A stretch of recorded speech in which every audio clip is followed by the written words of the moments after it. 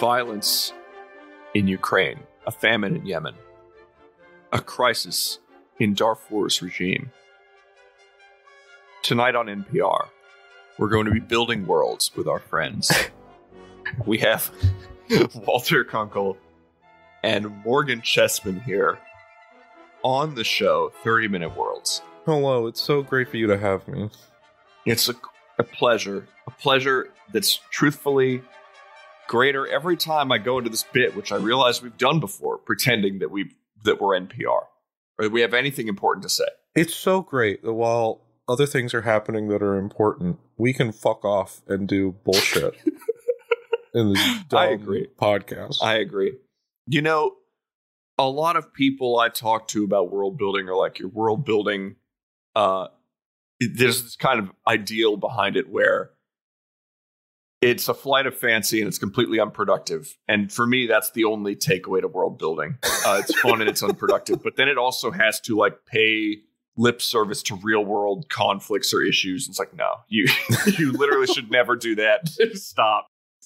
And this is a 2-person ep, actually. And what we like to do on the 2-people eps is make fun of the 2 other people who are missing. Oh, yeah, no, Daniel and Belvin, some of the biggest cucks of all time. I'm going to say that on the record here. And this is broadcast globally. I don't even like that word, and I think it's offensive. But yeah, but I will say it. I won't say it, but I'll agree.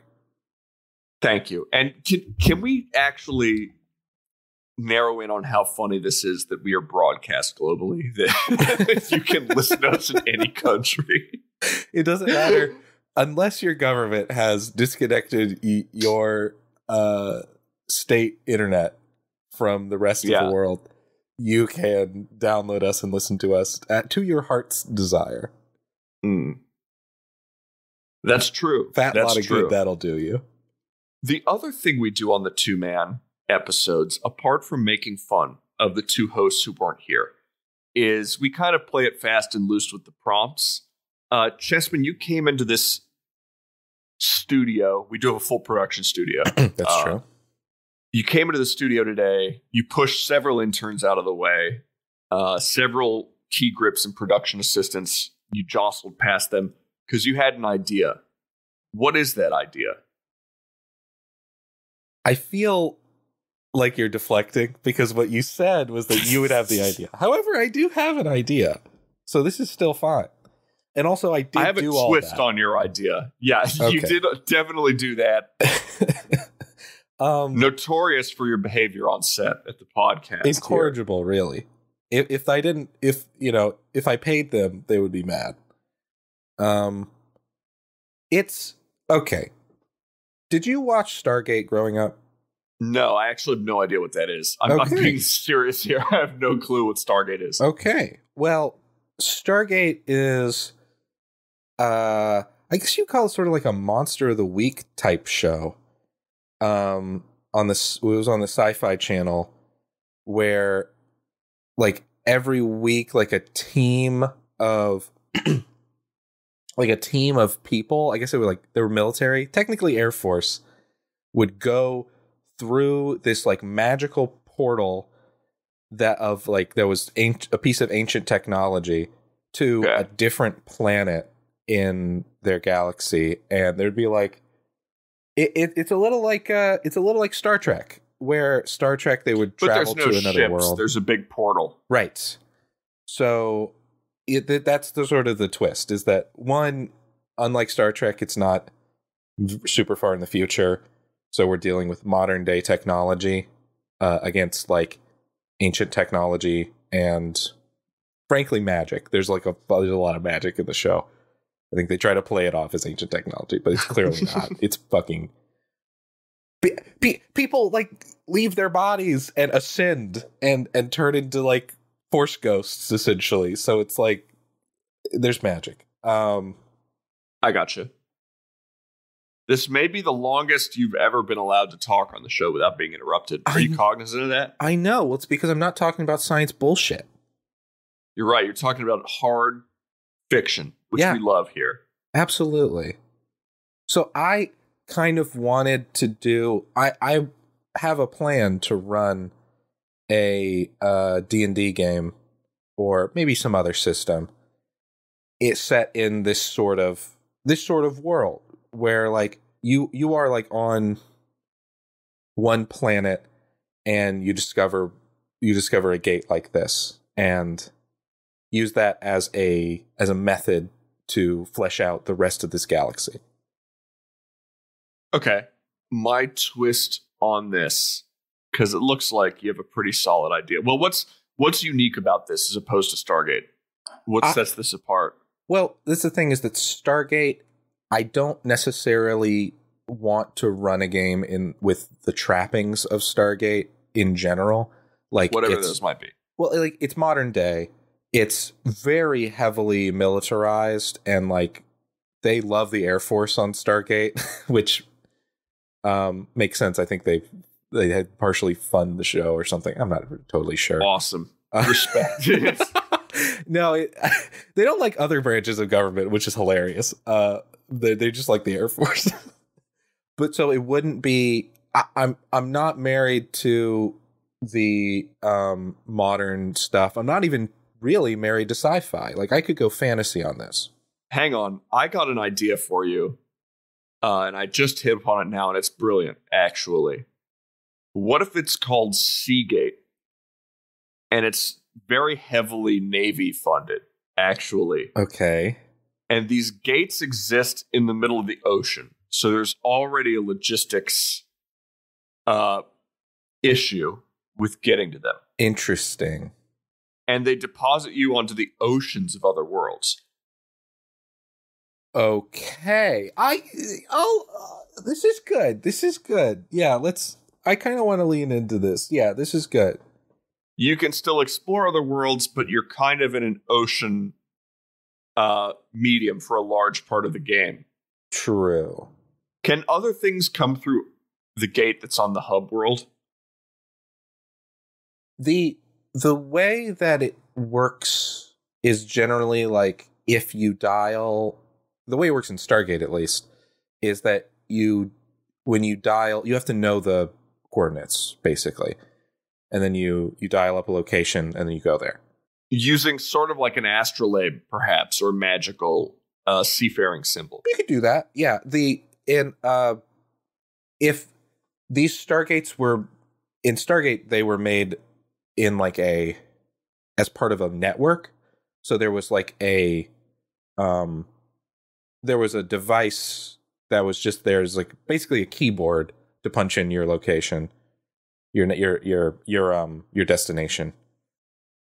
I do like astrolabe. I like some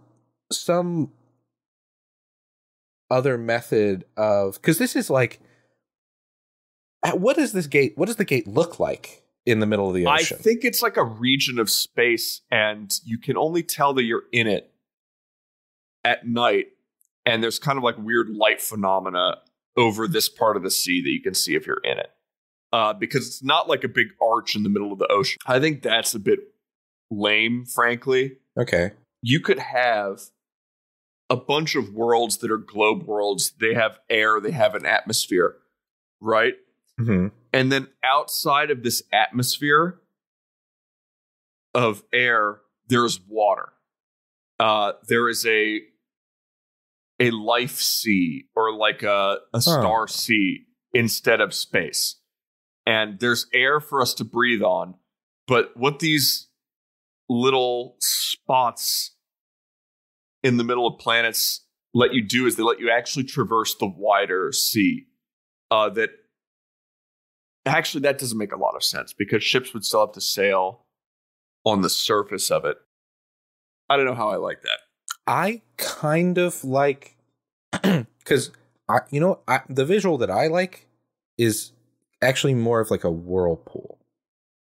But like, not a whirlpool. This is the weird thing, is that it's not a whirlpool that seems to suck you in. It's a hole in the ocean. There are capillaries in the ocean where a ship can sail through. Yeah, you just sort of, you tilt over without falling, and just sort of sail into this. And it's only on the surface of the ocean too. So it's like it's sort of like you just sort of get sucked in. And then that's and then you're sailing through like I actually really like the aesthetic of a ship going down this gate and then sailing through. Have you ever seen the Doctor Who opening? Yes. Where it's the tunnel of like light and energy. Well, that's all water. And it's all around you.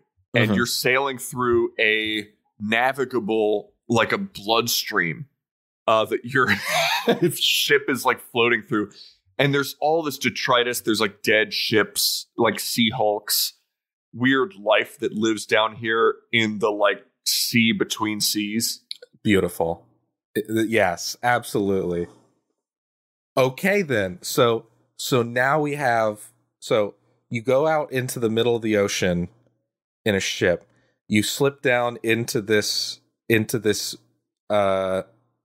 Seagate, this standing pool, like just a hole in the ocean, and then those sort of pop up in ocean. Do those sort of like pop up in different places in the ocean? You have to look for them. So every world, because space is water, there's a lot more water on the planets in this setting. I would say, even the like what passes for like light or starlight of the star, it could be like some giant bioluminescent organism in the middle of like what would pass as our solar system, right? That thrives on like the water. So there could be a lot of play with this kind of, the planets kind of float around. They're not in orbit. They're just kind of pulled or moved by the currents. So days and night cycles are a bit weird. There are no seasons, right? It's not super hot or cold where you're at, but there is land and there is water on planets. And there's a bubble of protective air that lets humans live on them. Okay. But these gates are I'm going to say they're in constant places on the planets. And we don't know entirely who put them there. Maybe. It's your setting, actually. You can decide. I like the idea of there possibly being like transient gates that pop up and go away, that like, that could happen. But maybe I do you could have a compass that points to them. Yeah. Also, as a magic item, that would be kind of neat. Yeah, there's like scholars that like camp out around the gates, new gates that pop up, or old gates, and are like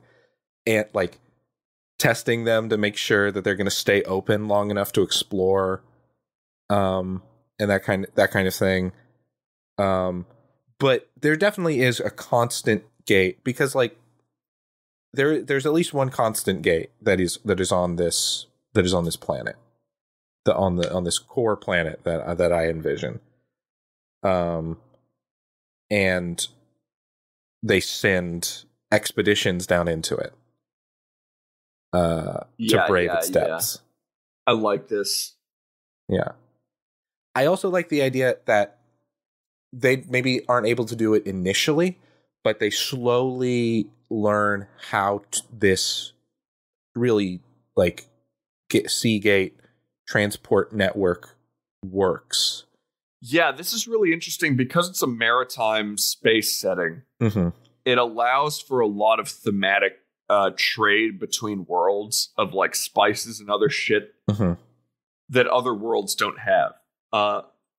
So that's kind of interesting to me inherently. I just think it's kind of cool.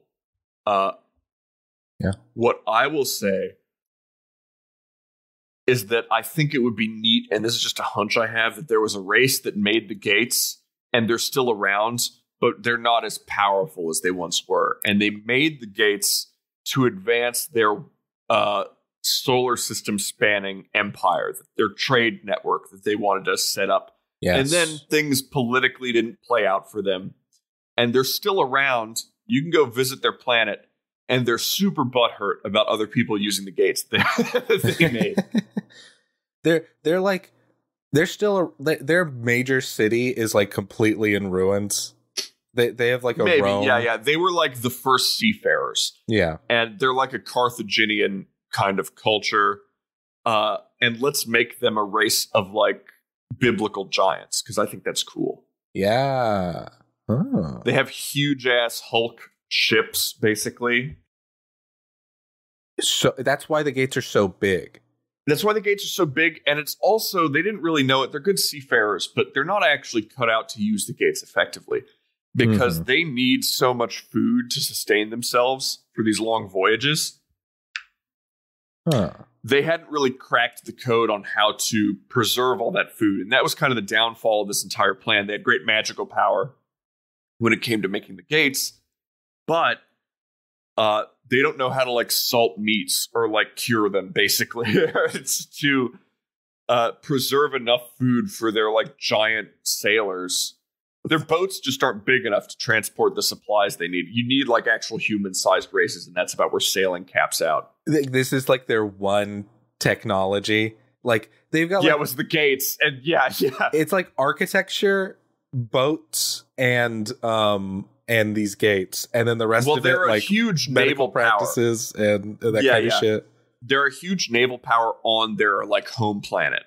But they can't venture too far from it because they don't have the logistics in place to do that for long haul voyages. Their bodies get tired quicker. Yeah, so I do like the idea of they're like, you can't really go too close to their home planet because they're mad about people using the gates. So you have to detour kind of around it, or they can venture out and strike you and take your like goods, basically. They've become upset. Like, they couldn't make the gate system work, so they made it harder to work. They made it harder to use. If you losers are using it, then we're gonna. They're basically like a pirate race. There's like a maze around their planet. There's like a maze of gates that makes it difficult to get to unless you know how to navigate it. Their gates near their planet are designed to trip people up and are complicated. Yeah, I like that a lot. It's beautiful. I just love this idea of this asshole race. It's like, yes, I could help you if I fucking cared. Well, they had the tools to unite the whole like solar system, and in a way they did actually, but they couldn't use those tools selfishly for their own ends, and because of that, they want to take their ball and go home. Yeah. In fact, they're trying to undo the magic of the gates because they're like, well, we'll figure out. Right now, all the gates offer is like a way for other races to do the shit we wanted to do. Mm-hmm. And so we're going to hit pause. No one else knows how to make them except for us. So maybe we could negotiate with our god or with the sun, jellyfish, or whoever it was, let us make the gates, right? Or whatever magic we had to do it. Maybe we could hit the pause button on the gates working for a long time. And so there's a danger of that. It's like every time you go into the sea between the seas or the sea between worlds, you don't know whether it's going to be your last journey or not, because there's the weird political imperialistic machinations of this former power that could effectively hit the nuke button on this entire enterprise. The fly in the ointment for them, I think, would be the other peoples of this system actually figuring out how to make them. Yes, which they don't want. And when that happens, they can no longer shut it down. So they're like, they're simultaneously, there's political machinations where like they don't all want to shut the gates down. Some of them still are used, like, and there's some people who are like, what are you talking about? Like, I want to go summer. Actually, it's interesting. You can connect to the same world with gates too, and effectively make like, because the space water is ethereal, like it can kind of, there's an area called the Dark Sea, which allows you to travel kind of like under the crust of your own planet. You're navigating this pitch black tunnel through your own planet using like ethereal water. Yes. You don't know really what I'm talking about, and that's okay. So through ethereal water? Yep. Yeah. Yeah. Like the astral sea. Yes, so there's an astral sea, but there's also a sea that comprises... This might be a bit of a weird idea, but basically what I'm trying to say is, and we can not touch on this because it's going to get complicated, but... Hey, if you had time for my science, then this is fine. It's not science, just a weird thing I wanted to say.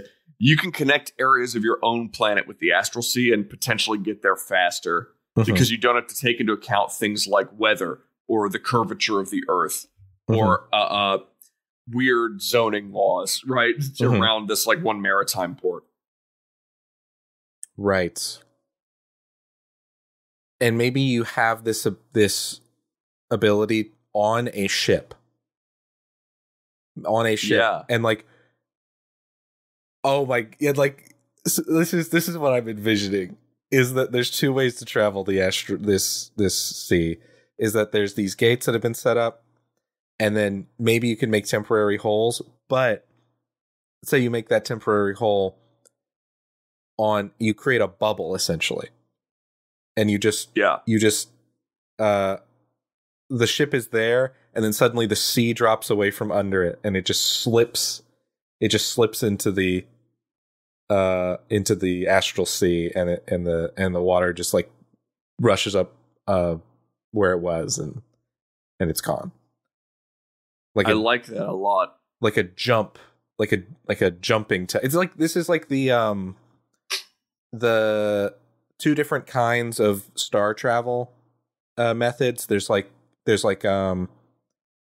wormhole tech where you're traveling through some sort of alternate, not wormhole, but there's tech where you're traveling through an alternate dimension where you can just get there faster, which is what they see, which is what the gates are. And then there's this, which is actually you're sort of punching a hole and you're jumping. This is the jumping type tech where you actually just go there immediately. Yeah. There's certain areas in which they can do that. And the giants have never figured out how to do this. They don't know this technology. Yes. Yeah. Maybe there's another race that was we kind of actually hacked it. This other race is there's actually water everywhere. That's literally an ethereal plane that we can't see, actually. Not just the shit outside our atmosphere, but there's shit that exists on top of our own layer of reality, and you can travel along that. And the giants are what the fuck are you talking? That's insane. You hear yourselves? That's absurd. Since this is a D&D game, actually, we don't get to prep for too many of these, but it might be neat to kind of talk a little bit about the player character's role. I was thinking it might be neat to have them exist as part of this giant race. Actually, and not as the outside race, but as part of the bad guy race. As part of the bad guy race. Okay. They're a splinter faction of the giants? Maybe. Or maybe they want to actually shut the seas down and let their race... Their race does have a tragic story. They built this huge thing. Yeah. Actually, it's not that tragic. They really built this thing to exploit people, and there was no noble aim in mind. Maybe they want to advance the political aims of their race. Maybe, truthfully, they don't. But I do think it would be neat imposing the logistics of... Actually, this is a terrible idea. Never mind. Ignore me. They should be able to play as whatever race they want. I'm backtracking. And I never say that I have bad ideas, but I'm you know what? Just let them play as whoever they want. They're going to want to do that anyway. I think that there's a certain level of if you don't have elves in your setting, you don't want your players to play elves. That makes sense. If your elves, for instance, are a dying race of which there's only a handful, you maybe would discourage your players from playing elves, but I feel like it would be difficult to run. It's always difficult to run giants as player characters, anyways. That's true. But I do think that these giants, when they were actively traveling across the system, they interacted with a lot of people, and like maybe they brought them back, maybe not as slaves, right? Maybe let's not do that. But I mean, probably they brought back slaves. Yeah, I mean, let's be real. They've built it to take slaves. It's unfortunate. The way that this is set up, unfortunately, you have to say that the giants are colonizers on some level. They're just failed colonizers. Yeah, which is actually kind of interesting. It's like they had the tech to do it, and their own genetics and biology fucked them, and they were like, oh, shit. Now, it's funny, actually, if the giants developed a way to travel faster, they can't travel kind of by jumping. They haven't figured that out. But if they develop shit like steam combustion or like actual just straight up technology to move through water faster, that would actually be hugely problematic for other people, presumably.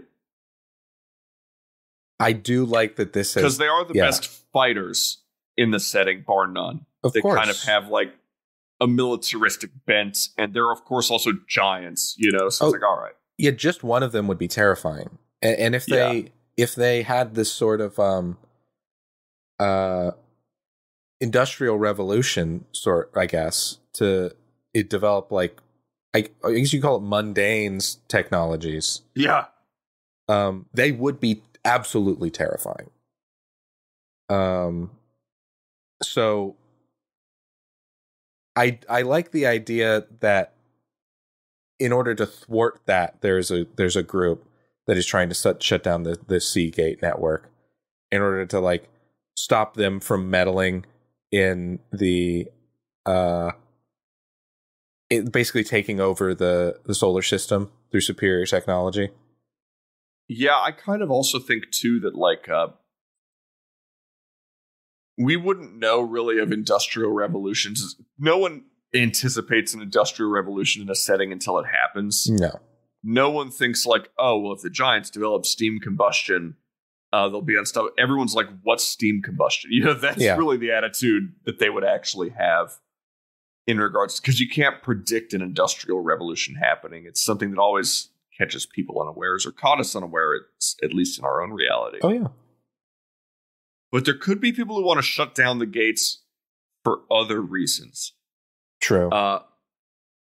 Maybe there are people who get a raw deal out of this whole interplanetary connectedness.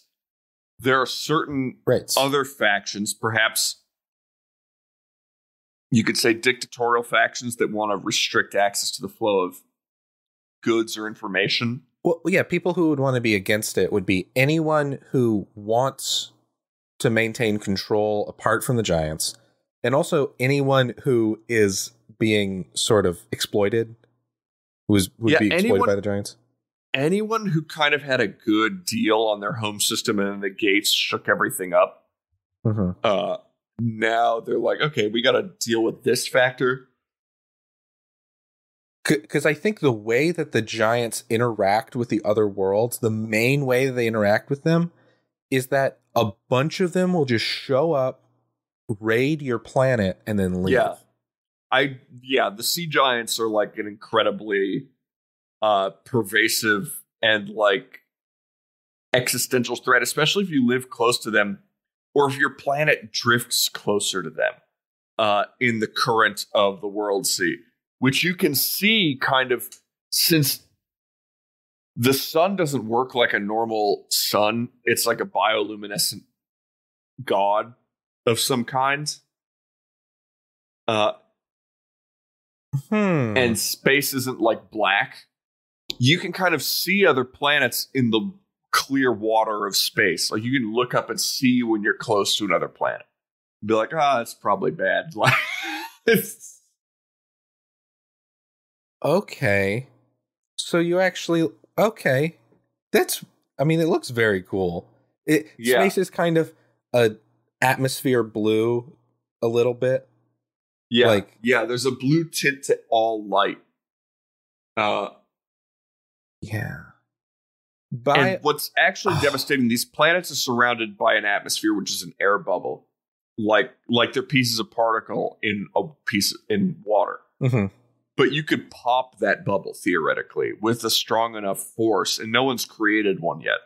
But that would essentially exterminate all life apart from aquatic life on that planet. Yeah.